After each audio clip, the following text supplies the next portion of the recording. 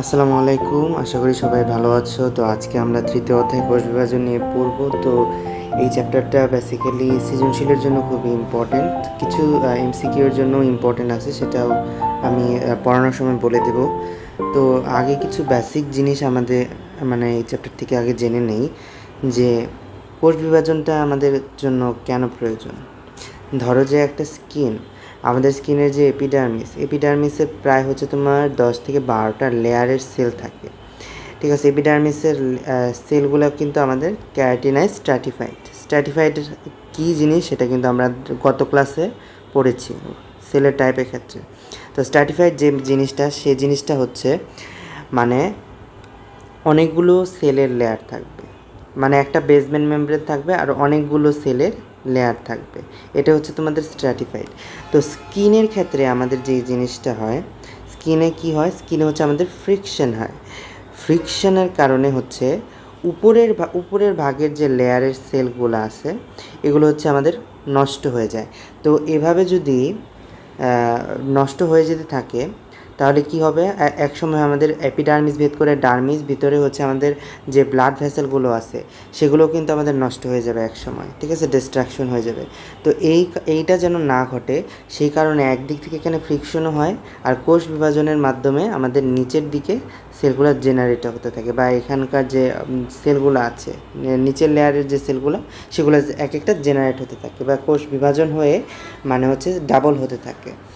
তো এটাই হচ্ছে তোমাদের ইম্পর্টেন্স অফ সেল ডিভিশন একটা বলতে পারো। আরও অনেকগুলো ইম্পর্টেন্স আছে সেল ডিভিশনে, কিন্তু এটা হচ্ছে আমার বেসিক ক্রাইটেরিয়া বা basic importance of the cell division.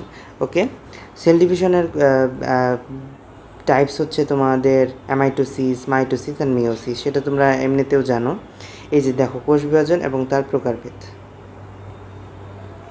প্রতিটি জীবদেহ কোষ দিয়ে তৈরি, এটা আমরা এমনি জানি। স্বাভাবিক অধিকৃত এককোষী জীব যেমন ব্যাকটেরিয়া, অ্যামিবা, প্লাজমোডিয়াম। এককোষী জীব বিভাজনের মাধ্যমে একটি থেকে অসংখ্য এককোষী জীব উৎপন্ন হয়। আর বহুকোষী জীবের মধ্যেই তোমার হচ্ছে সেল ডিভিশন মানে মাইটোসিস আর মিওসিস ঘটে। জীবদেহের দুটি গুরুত্বপূর্ণ কোষ বিভাজন প্রক্রিয়া হচ্ছে মাইটোসিস এবং মিওসিস। আর হচ্ছে তোমাদের এই যে ব্যাকটেরিয়া, অ্যামিবা, প্লাজমোডিয়াম, এখানে কিন্তু আমাদের অ্যামাইটোসিস সেল ডিভিশন হয়। আর আমাদের যে জীবদেহ বা বহুকোষী জীবের মধ্যে মাইটোসিস এবং মিওসিস দুইটাই হয়। তার মধ্যে হচ্ছে তোমার মাইটোসিসটা হয় হচ্ছে আমাদের অটোজোম বা হচ্ছে দেহকোষে, অটোজোম না সরি দেহকোষ। অটোজোম আমি হচ্ছে তোমার কোষের হচ্ছে ক্রোমোজোমের টাইপ বলে ফেললাম। যাই হোক, মিওসিস হচ্ছে তোমাদের জনন কোষে, ঠিক আছে। আর এখন আসো আমাদের মাইটোসিস নিয়ে আগে পড়বো, তারপর আমরা মিওসিস নিয়ে কথা বলবো। তো মাইটোসিস যখন একটা সেল ডিভিশন হয়, মাইটোসিস কিছু একটা পর্যায়ের মধ্যে দিয়ে যায়, একটা প্রসেসের মধ্যে দিয়ে যায়, ঠিক আছে। সেই প্রসেসগুলোকে বিভিন্ন ক্রাইটেরিয়ায় ভাগ করা হয়েছে। যেমন কি আমাদের একটা সেলের মধ্যে হচ্ছে তোমার নিউক্লিয়াস থাকে, নিউক্লিয়াসের মধ্যে হচ্ছে ক্রোমাটিন থাকে, ক্রোমাটিন জায়গায় কিন্তু বিন্যস্ত হয়ে আমাদের ক্রোমোজোম তৈরি করে, ঠিক আছে, ক্রোমোজোম। তো একটা সেলের মধ্যে নিউক্লিয়াস থাকে, নিউক্লিয়াসের মধ্যে ক্রোমাটিন জালিকা ক্রোমোজোম থাকলো ভালো কথা। সেখানে হচ্ছে তোমাদের মাইটোকন্ড্রিয়া থাকে, ঠিক আছে, মাইটোকন্ড্রিয়া থাকে। তারপরে হচ্ছে তোমাদের উদ্ভিদ সেলের ক্ষেত্রে আমার প্লাস্টিড থাকতেছে, ঠিক আছে। তো এই যখন সেল ডিভিশন হবে একটা সেল থেকে, মাইটোসিসের ক্ষেত্রে তো মানে সমগুণ সম্পন্ন সেল তৈরি হয়। তো একটা সেল থেকে সমগুণ সম্পন্ন দুইটা সেল হলো। তো এইখানে যদি ধরো যে আমার দুইটা মাইটোকন্ড্রিয়া আছে বা দুইটা প্লাস্টিড আছে, ঠিক আছে, এটাকে কি করতে হবে, সমগুণ সম্পন্ন হইতে হলে এইটা এবং এটাকে যদি আমি এ ধরি আর এটাকে যদি বি ধরি, এ আর বি দুইটাতেই হচ্ছে তোমার দুইটা মাইটোকন্ড্রিয়া দুইটা প্লাস্টিড, এইখানেও দুইটা মাইটোকন্ড্রিয়া দুইটা প্লাস্টিড এমন থাকতে হবে, ঠিক আছে, নইলে হচ্ছে এটা সমগুণ সম্পন্ন হবে না। তো যদি এখানে ছিল তোমার দুইটা মাইটোকন্ড্রিয়া দুইটা প্লাস্টিড মানে 4টা উপাদান, এখান থেকে তোমার তাহলে কয়টা উপাদান হলো, 8টা উপাদান। তার মানে কি হয়েছে, দ্বিগুণ হয়েছে, ঠিক আছে। তো দ্বিগুণ হইতে হলে তোমার কি হতে হবে, এই মাইটোকন্ড্রিয়া বা প্লাস্টিডগুলোকেও তোমার হচ্ছে সেল ডিভিশনের মতো যেরকম দুইটা হইলো ওইগুলোকেও দুইটা দুইটা হইতে হবে না। তো ওখানেও হচ্ছে তোমার বিভাজন হয়, মাইটোকন্ড্রিয়ার মধ্যেও তোমার বিভাজন হয়ে একটা থেকে দুইটা, বা তাহলে কয়টা, দুইটা থেকে কয়টা হবে, দুইটা থেকে 4টা হবে। তো এইরকমভাবে হচ্ছে ডিভিশন হয়। ঠিক আছে, তো এই কথাটা খুবই ইম্পর্টেন্ট যে শুধুমাত্র সেল ডিভিশন হয় না, সেলের ভিতরকার যে অর্গানাইজগুলো ওইগুলোও ডিভিশন হয়ে একটা থেকে দুইটা, দুইটা থেকে চারটা এরকম হয়। মানে একটা থাকলে দুইটা হবে, দুইটা থাকলে চারটা হবে। মাইটোসিসের পর্যায়সমূহ, মাইটোসিসের পর্যায়গুলোর মধ্যে সবচেয়ে প্রথমে প্রোফেজ, তারপরে হচ্ছে প্রোমেটাফেজ, মেটাফেজ, তারপরে হচ্ছে অ্যাক্রোফেজ অ্যান্ড টেলোফেজ। তো এগুলো হচ্ছে আমার 5টা পর্যায়। এই পর্যায়গুলো কিছুই না আর কি, বিভিন্ন মানে পর্যায়গুলো আর কি, পর্যায়গুলো জানার প্রয়োজন। কারণ হচ্ছে, দাঁড়াও তোমাদের একটি জিনিস দেখাই। এই পর্যায়গুলো জানা কেন জরুরি, অনেকে বলবে যে মানে জরুরিটা কেন। তো আমাদের যে সেল ডিভিশন, প্রত্যেকটা প্রসেসেরই কিছু তোমার ফ্যাসিলিটিস আছে, কিছু হচ্ছে ডিসঅ্যাডভান্টেজ আছে। তো এই প্রসেসটা যখন আমি মানে এটার হচ্ছে অ্যাডভান্টেজটা তো তোমরা জানলা, অ্যাডভান্টেজটা তুমি জানলা, ডিসঅ্যাডভান্টেজটা আমি প্রসেস শেষ করার পরে বলবো। কিন্তু এটা মনে রাখো, বিভিন্ন জেনেটিক ডিজিজ এর ক্ষেত্রে, জেনেটিক ডিজিজের ক্ষেত্রে বোথ ফর আমার মাইটোসিস অ্যান্ড মিওসিস দুইটার ক্ষেত্রেই আমার বিভিন্ন মানে ডিজিজ দেখা যায়। কেন? এই ডিভিশনের কারণেই। অ্যাডভান্টেজটা তো আমি বললাম যে ফ্রিকশন হয়ে যায়, যদি ফ্রিকশন হতেই থাকতো, সেল ডিভিশন না হতো, তাহলে আমাদের হচ্ছে এপিডার্মিসের লেয়ার সরে যেত, আমাদের ব্লাড ভেসেলগুলো এক্সটেরিয়রে এসে পড়তো, সেটা হচ্ছে অ্যাডভান্টেজ। কিন্তু ডিসঅ্যাডভান্টেজগুলো হচ্ছে আমার জেনেটিক ডিজিজ। এটা হচ্ছে তোমাদের আমি একদম লাস্টে যখন শেষ করব তখন হচ্ছে তোমাদেরকে আমি বুঝাই দিব। কিন্তু ডিসঅ্যাডভান্টেজও যে আছে, এই ডিসঅ্যাডভান্টেজ পড়ার জন্য তোমাদের হচ্ছে এই যে 4-5টা যে ধাপ, প্রোফেজ, মেটাফেজ, অ্যাক্রোফেজ, এইগুলা পড়তে হবে। তো এখন আসো প্রোফেজ পড়ি। প্রোফেজের কি বলছে, এটি হচ্ছে মাইটোসিসের প্রথম পর্যায়। মাইটোসিসের প্রথম পর্যায়ে আমরা প্রোফেজ, এটা আর কি মুখস্থ করবা, প্রোফেজ, মেটাফেজ, অ্যাক্রোফেজ, টেলোফেজ, এভাবে মনে রাখলেই হবে। এখানে নিউক্লিয়াসের আকার বড় হয়, ক্রোমোজোমগুলো আস্তে আস্তে সংকুচিত হয়ে মোটা। ক্রোমোজোমগুলো আগে ক্রোমাটিনের মতো এরকম, আমি এটা নিউক্লিয়াস আঁকাইছি, এটা সেল না, নিউক্লিয়াসের মধ্যে এরকম জালিকা আকারে বিস্তৃতি থাকে। কিন্তু তোমার হচ্ছে সেল ডিভিশনের ক্ষেত্রে ধরো যে জালিকা আকারে বিস্তৃতি আছে, এইটাকে সুরক্ষিত করে বা সংরক্ষিত করে তোমার দুইটা বানাইতে, মাল্টিপ্লাই করতে বেশি সুবিধা হবে, নাকি তোমার ধরো যে এরকম একটা নির্দিষ্ট গঠন আছে, সেটাকে মাল্টিপ্লাই করে হচ্ছে তোমার নির্দিষ্ট মানে মাল্টিপ্লিকেশন বা হচ্ছে তোমার সেল ডিভিশন করতে সেটা সমস্যা মানে সুবিধা হবে? অবশ্যই এটার সুবিধা বেশি হবে, এটাতে তুমি সুবিধা বেশি পাবা। সেই কারণে হচ্ছে আমাদের জীবদেহের যেটা সুবিধা, যেটা যেটা করতে বেশি সুবিধা, যেটা সহজ, সেটাই হচ্ছে আমাদের জীবদেহ করে। ঠিক আছে, তো এখানে মোটা আর খাটো হইলে বেশি সুবিধা, জালের থেকে মোটা খাটো বেশি সুবিধা আমাদের মাল্টিপ্লাই করার জন্য। তো তাহলে মোটা এবং খাটো হবে। ক্রোমোজোমের এই পরিবর্তন কারণ হিসেবে পানি বিয়োজনকে বিবেচনা করা যায়। তো মোটা খাটো হওয়ার জন্য পানি বিয়োজনের দরকার। তাহলে কি হবে? পানি বিয়োজন হবে, পানি তো আর তার সংযোজন হবে না। মোটা আর খাটো তৈরি করার জন্য যদি আমার পানি বিয়োজনের দরকার হয়, তাহলে তো আর পানি সংযোজন হবে না, পানি বিয়োজনই হবে, লিখছে। তবে আধুনিক গবেষণায় দেখা গেছে ব্যাপারটির সাথে পানি সম্পর্কহীন এবং অত্যন্ত জটিল প্রক্রিয়া। ঠিক আছে, সম্পর্কহীন বলছে এবং অত্যন্ত জটিল প্রক্রিয়া বলছে, তার মানে এটার সাথে আমরা পানি বিয়োজনেরটা কথাটা মনে রাখবো, কিন্তু এটা আসলে তোমার পানির সাথে সম্পৃক্ত না, এই কথাটা বলছে আর কি। আসো তারপরে হচ্ছে যৌগিক অনুবীক্ষণ যন্ত্রে তখন এদের দেখা সম্ভব হয়। কখন দেখা সম্ভব হয়? যখন মোটা এবং খাটো হয়ে যায়।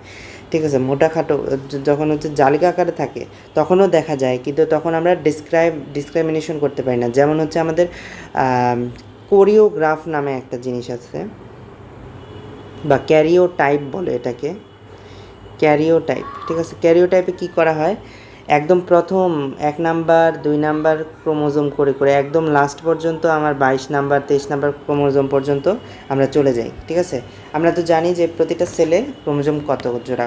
23 জোড়া। ঠিক আছে, তার মধ্যে 22 জোড়া অটোজোম এবং 23 জোড়া সেক্স ক্রোমোজোম। এখন তোমাদের কাছে প্রশ্ন হলো যে প্রতিটা সেলে হচ্ছে আমাদের ক্রোমোজোম হচ্ছে 23 জোড়া, তাহলে কি আমার দেহকোষে বা মানে হাতের একটা কোষ, ধরো এটা হাতের একটা কোষে কি আমার এক্স ও বা ওয়াই ক্রোমোজোম থাকবে?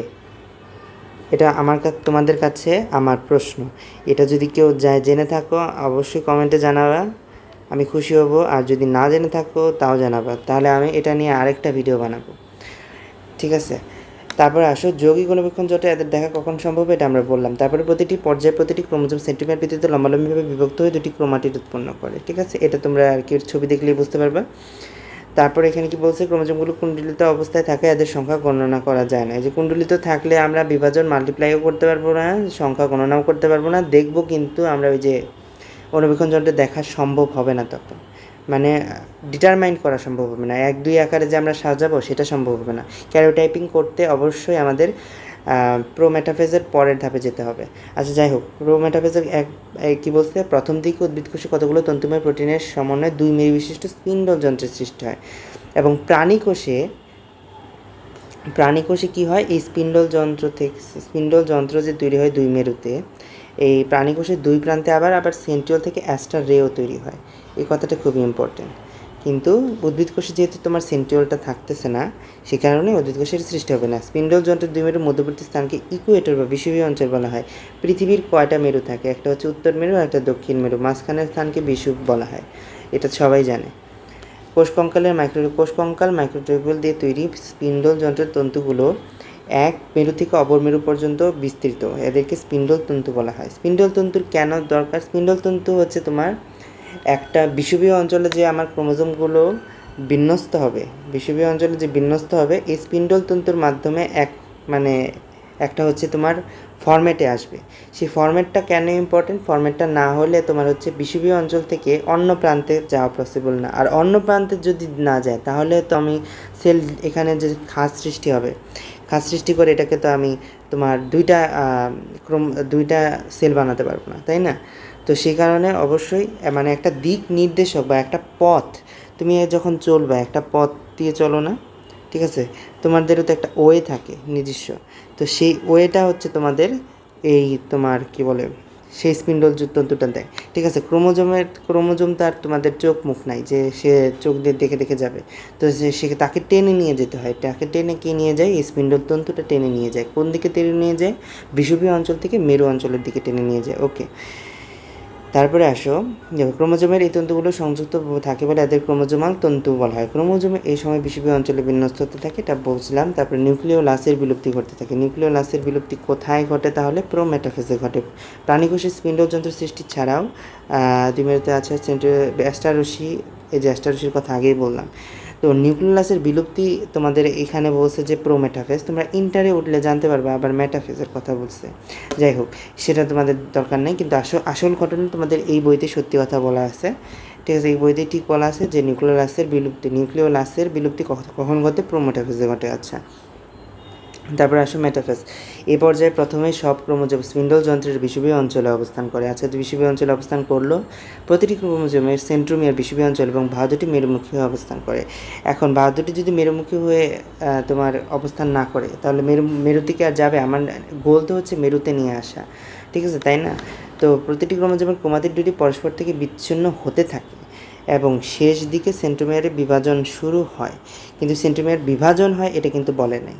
নিউক্লিওলাসের সম্পূর্ণ ওখানে বিলুপ্তি ঘটে আর এখানে সম্পূর্ণ বিলুপ্তি ঘটে বলছে, ঠিক আছে। এই কথাটা কিন্তু একটু ডিস্টিংগুইশ করে পড়বা, মানে ডিফারেন্সিয়েট করে পড়বা। সম্পূর্ণ বিলুপ্তি আসলে যদি এমসিকিউতে চায় তাহলে হচ্ছে তোমার মেটাফেজ বলবে, খালি বিলুপ্তি হচ্ছে তাহলে তোমার প্রোমেটাফেজ দিতে হবে তখন। আচ্ছা, তারপরে আসো অ্যানাফেজ। সেন্ট্রোমিয়ার দুভাগে বিভক্ত হয়ে যায়। এখানে বলছে তোমার সেন্ট্রোমিয়ারের বিভাজন ঘটতে থাকে, কিন্তু এখানে বলছে দুভাগে বিভক্ত হয়ে যায় কখন, অ্যানাফেজে। সো এইটাও কিন্তু আবার তোমার ডিফারেন্সিয়েট করে পড়তে হবে। তারপরে হচ্ছে ক্রোমাটিড দুটি আলাদা হয়ে পড়ে। এই অবস্থায় প্রতিটি ক্রোমাটিডকে অপত্য ক্রোমোজোম বলে, এতে একটি করে সেন্ট্রোমিয়ার থাকে।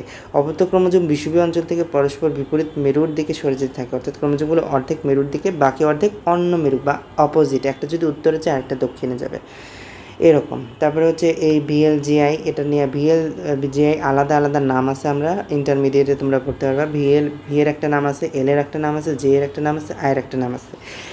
ও আচ্ছা, তোমাদের এখানে বলেই দিছে, আমি তো অনেক দিন ধরে 10 পড়াই না, এত ইন্টারের কথা মনে আছে। আচ্ছা হ্যাঁ, ভি এর নাম হচ্ছে মেটাসেন্ট্রিক, এল এর নাম হচ্ছে সাবমেটাসেন্ট্রিক, জে এর নাম এক্সট্রোসেন্ট্রিক, আই এর নাম হচ্ছে টেলোসেন্ট্রিক। তো হচ্ছে তোমরা এটা কিন্তু তোমরা এই যে মেটা, তারপরে সাবমেটা তো পড়ছোই। অ্যাক্রো মানে এই যে অ্যাক্রোফেজ দিয়ে মনে রাখবা, টেলো মানে টেলোফেজ দিয়ে মনে রাখবা, আর ভিএলজিআই মানে সিরিয়ালি মনে রাখবা। তারপরে আসো মাইটোসিসের শেষ পর্যায়ে। এটা হচ্ছে বিপরীতভাবে ঘটে। কীভাবে ঘটে? যেমন হচ্ছে ক্রোমোজোমগুলো আবার সরু লম্বা আকার ধারণ করে। ওখানে কী ছিল? খাটো এবং ছোট, কিন্তু এখানে সরু এবং লম্বা। তারপরে খাটো ছোট এবং মোটা ছিল ওখানে, আর এখানে সরু। ওখানে ছিল মোটা আর এখানে হচ্ছে সরু। এর কারণ হিসেবে পূর্বে পানি যোজনকে বিবেচনা করা হতো, তবে এখানে কাছে জটিল প্রক্রিয়ায় হয়। তো জটিল প্রক্রিয়া জানার দরকার নেই। অবশেষে এরা জড়িয়ে গিয়ে নিউক্লিয়ার রেটিকুলাম গঠন করে। ঠিক আছে, নিউক্লিয়াসের পুনরাবির্ভাব ঘটে এবং নিউক্লিয়ার রেটিকুলামকে ঘুরে পুনরায় নিউক্লিয়ার মেমব্রেনের সৃষ্টি করে। তারপরে হচ্ছে দুই মেরুতে দুটি অপত্য নিউক্লিয়াস গঠিত হয়। তো আমাদের যে জিনিসটা আমি বলছিলাম কি, যে টেলোফেজ পর্যায়ে বিশ্ববিদ্যালয়ে এন্ডোপ্লাজমিক জায়গার ক্ষুদ্র ক্ষুদ্র অংশগুলো জমা হয়ে এরা পুরো মিলিত হয়ে কোষ প্লেট গঠন করে। আমি একটা খাঁজের কথা বলছিলাম না, এই খাঁজটা এখানে বলছে। তো এখানে খাঁজের সৃষ্টির মাধ্যমে দুইটা আলাদা ভাগ হয়ে যায়, তারপর দুটি ডটার সেল সৃষ্টি হয়। প্রাণীর ক্ষেত্রে স্পিন্ডল যন্ত্রের বিষুবীয় অঞ্চল বরাবর কোষ ঝিল্লির গর্তের ভিতরে ঢুকে যায়, যে খাঁজ, ওই ভিতর দিকে গর্তে ঢুকে যায়, যে এটাই খাঁজ। এই গর্ত সর্বদিকে ক্রমান্বয়ে গভীরতরে মিলিত হয়, তারপরে হচ্ছে দুটি ভাগ হয়ে যায়। এই সাধারণ কথা, রিডিং দিবা তাহলেই হবে এটা। তারপরে আসো মাইটোসিসের গুরুত্ব রিডিং দিবা। মাইটোসিসের গুরুত্ব কিন্তু ঘ নাম্বার কোয়েশ্চেন আসতে পারে। তারপরে আসে মিওসিসটা কোথায় হয়? জননকোষে হয়। জননকোষে কেন হয়? কারণ হচ্ছে আমরা জানি হচ্ছে মেল থেকে আসে হচ্ছে তোমাদের একটা মানে মেল থেকে আসে তোমার স্পার্মাটোসাইট, আর ওসাইট আসে হচ্ছে তোমাদের ফিমেল থেকে। তো স্পার্মাটোসাইটের মধ্যে হচ্ছে তোমাদের হয় এক্স থাকবে নয় ওয়াই থাকবে, আর ওসাইটের মধ্যে দুইটাই এক্স থাকবে। ঠিক আছে, সো এটা তো আমরা সবাই জানি যে এক্স অ্যান্ড ওয়াই মিলিত হলে এক্স ওয়াই হবে, মেল হবে, আর এক্স এস মিলিত হলে ফিমেল হবে।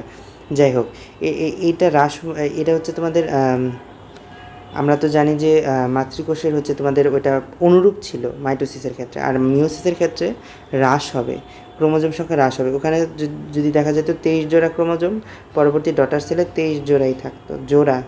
ঠিক আছে, জোড়া। কিন্তু এখানে মিওসিসে হচ্ছে 23 জোড়া বা 46টা হলে পরে দেখা যাবে যে 23টা হতেছে, 23 জোড়া আর হচ্ছে না, খালি 23টা হবে। ঠিক আছে, এবং কি এটা 4টা হবে, 4টা করে সেল হবে। ওখানে ছিল 1টা থেকে 2টা, আর এখানে হচ্ছে তোমার 1টা থেকে 4টা। এখানে দেখো যে 4টা হয়েছে। ঠিক আছে, তো কি বলছে, মনে করো একটা জীবদের দেহকোষ এবং জননকোষের ক্রোমোজোম সংখ্যা 4। ঠিক আছে, পুং ও স্ত্রী জননকোষের মিলনের ফলে সৃষ্ট জাইগোট, মানে এটা মানে মিওসিসের গুরুত্ব, যদি মিওসিসের হ্রাস না হতো তাহলে কি হতো, মানে ক্রোমোজোম সংখ্যা বেড়ে যেত, তাহলে জীবটির প্রতিটি কোষের ক্রোমোজোম সংখ্যা মাতৃকোষের ক্রোমোজোম সংখ্যা দ্বিগুণ হয়ে যেত। প্রতি জীবনচক্রে ক্রোমোজোম সংখ্যা বেশি বেশি দ্বিগুণ হতে থাকতো। তখন একটা জীব, আমরা যে হোমোসেপিয়েন্স আর থাকতাম না, হোমোসেপিয়েন্স থেকে আরেকটা জিনিস হয়ে যেত, হোমো ক্যালপ্রিয়েন্স হয়ে যেত, বা অন্য একটা জিনিস হয়ে যেত। তো এক্ষেত্রে হচ্ছে তোমাদের এই দ্বিগুণ হতে থাকলে বংশধরের মধ্যে আমূল পরিবর্তন ঘটে যাবে। যেহেতু পুং ও স্ত্রী জননকোষের ক্রোমোজোম সংখ্যা অর্ধেক, তাই জীবের জননে পুং এবং স্ত্রী জননকোষের মিলন হয়ে জাইগোটে পূর্ণ সংখ্যক ক্রোমোজোম পাওয়া যাইতেছে। ঠিক আছে, মানে দুইটা মিলিত হয়ে পরে তো আবার জাইগোট মিলতি হইতেছে। সো এই কারণে হচ্ছে হ্রাসটা দরকার। এই ছবিটা দিয়ে হচ্ছে এই ছবিটা শিখবা। এই ছবিটা হচ্ছে মানে যখন হ্রাসমূলক বিভাজনের তুমি ইম্পর্টেন্সটা দেখাবা, তখন হচ্ছে এই ছবিটা দিয়ে দিবা, স্যার ম্যাডামরা খুশি হবে। ঠিক আছে, তো এখান থেকে একটু রিডিং দিবা। এখান থেকে আর কি তোমাদের এই ব্যাঙের প্রজাতির কথা বলছে, কোনটা ব্যাঙের আসল প্রজাতি আর কোনটা ব্যাঙের যে নতুন প্রজাতি। ঠিক আছে, তো এই কথাটা বলবা, এই কথাটা মানে শিখবা। এই কথাটা কিন্তু তোমাদের সাথেও বিভিন্ন, এটা মনে হয় না আমার তোমাদের বোর্ড কোয়েশ্চেনে দিবে, কিন্তু আর কি তোমরা যে বিভিন্ন কোচিংয়ে মডেল টেস্ট দিবা, কোচিং মডেল টেস্ট এটা পেতে পারো কমন হিসেবে। তো এই যে শেষ হলো। তো আমি একটা কথা মনে হয় বলতে চাইছিলাম, কী কথা বলতে চাইছিলাম আমি মনে ভুলে গেছি, যে ডিসঅ্যাডভান্টেজটা কী। হ্যাঁ, মনে পড়ছে। ডিসঅ্যাডভান্টেজটা হচ্ছে তোমাদের এই যে দেখো, এটা হচ্ছে তোমাদের মাইটোসিস, এটা হচ্ছে তোমাদের মিওসিস। কি হয়েছিল, সেলের ক্রোমোজোম হচ্ছে তোমাদের 2টা ক্রোমাটিডে ভাগ হয়েছিল। ঠিক আছে, 2টা ক্রোমাটিডে ভাগ হয়েছিল। এই 2টা ক্রোমাটিড আবার যায় অন্যদিকে, আর অন্যান্য যে ক্রোমাটিড সেটার সাথে মিলিত হয়ে তোমার মিওসিস ঘটাইছিল। আর যদি মিলিত না হয় তাহলে হচ্ছে তোমার প্রথমটা মাইটোসিস, মিলিত হলে মাইটোসিস, মিলিত না হলে তোমাদের মিওসিস। ঠিক আছে, তো এই ক্ষেত্রে কি হয়, যখন হচ্ছে তোমাদের এটা আলাদা হইলো আবার জোড়া লাগলো। ঠিক আছে, মিওসিসের প্রক্রিয়া কিন্তু তোমাদের এখানে অনেক শর্ট করে দেওয়া আছে, ইন্টারে উঠলে তোমরা এই ব্যাপারে ভালো বুঝতে পারবা। সো যখন মানে এখানে তো অনেকগুলো প্রসেস আছে না, যে ভাঙলো আবার জোড়া লাগলো, এই ভাঙা আর জোড়ার মধ্যে কিছু কিছু ফ্যাক্টর হিসেবে কাজ করে, যেমন P53 হিসেবে অনেক একটা জিনিস কাজ করে। ঠিক আছে, এখন খালি একটু জেনে নাও যে ভাঙা আর গড়ার ক্ষেত্রে এটা কাজ করে। তো এটা যখন কাজ করতে না পারে তখন এই ভাঙা জোড়াটা মানে একটার সাথে যেটা লাগার কথা ছিল অন্যটার সাথে যায় লেগে যায়। তো এই ক্ষেত্রে দেখা যায় জেনেটিক যে সিনড্রোমগুলো, ক্লিনফেন্টান সিনড্রোম, ডাউন সিনড্রোম, ঠিক আছে, তারপরে সেক্সুয়াল ইনহেরিটেড যে ডিজিজ, থ্যালাসেমিয়া বা অন্যান্য যে কোনো যে জিনিস, থ্যালাসেমিয়া তো অটোইমিউন ডিজিজ, এটার ক্ষেত্রে অন্য একটা ফ্যাক্টর কাজ করতেছে। এটার ক্ষেত্রে হচ্ছে জেনেটিকভাবে ইনহেরিটেড, বাট এটা হচ্ছে তোমাদের মাইটোসিস বা সেল ডিভিশনের কারণে যে সব সিনড্রোমগুলো হয়, এটা হচ্ছে তোমাদের যেগুলো বললাম যে ক্লিনফেন্টার সিনড্রোম। আর মাইটোসিসের ক্ষেত্রে এগুলো তো হচ্ছে মিওসিসের ডিসঅ্যাডভান্টেজ, ঠিক আছে, যে বাবা মা ঠিক থাকবে কিন্তু সন্তান জেনেটিক ডিজিজ নিয়ে ক্রিয়েট হবে। কিন্তু আর এটা হচ্ছে তোমাদের মানে হচ্ছে মাতৃকোষের মধ্যেই মাইটোসিসের মধ্যে ঝামেলা হতে পারে, যেমন হচ্ছে টিউমার ফর্ম হতে পারে যদি বেশি বেশি তোমাদের সেল ডিভিশন হতে থাকে। তাহলে হচ্ছে তোমাদের সেলে আমি কি বলছিলাম যে সেলে কিছু ফ্রিকশন ঘটে মারাও যাবে, আবার কিছু তৈরি হবে। এই তৈরি করার প্রক্রিয়াটা যদি মারা যাওয়ার থেকে বেশি হয়, বেশি তোমার সেল ডিভিশন হতে থাকে, তখনই এই টিউমার তৈরি হবে, আর টিউমার থেকে তোমার ক্যান্সার সেল তৈরি হয়। সো এটাই হচ্ছে তোমাদের ডিসঅ্যাডভান্টেজ। এই ডিসঅ্যাডভান্টেজ পড়ার জন্যই তোমাদের এই যে এত বকবক করলাম, এত প্রোফেস প্রোমেটাফেস এগুলো জানতে হবে এই কারণেই। কারণ হচ্ছে এই পর্যায়গুলোর মধ্যেই হচ্ছে এই যে টিউমার বা ক্যান্সার সেলের যে তৈরি করার যে প্রি রিকোয়েসাইটগুলো, এইগুলাই হচ্ছে তোমাদের এই পর্যায়গুলোতে প্রেজেন্ট থাকে। তো আজকে তো শেষ করলাম। তো ভিডিওটি ভালো লাগলে অবশ্যই লাইক কমেন্ট শেয়ার করে দিও, আমার চ্যানেলটি অবশ্যই সাবস্ক্রাইব করবে এখনই। তো আজকে এই পর্যন্তই, সবাই ভালো থাকবা, আল্লাহ হাফেজ।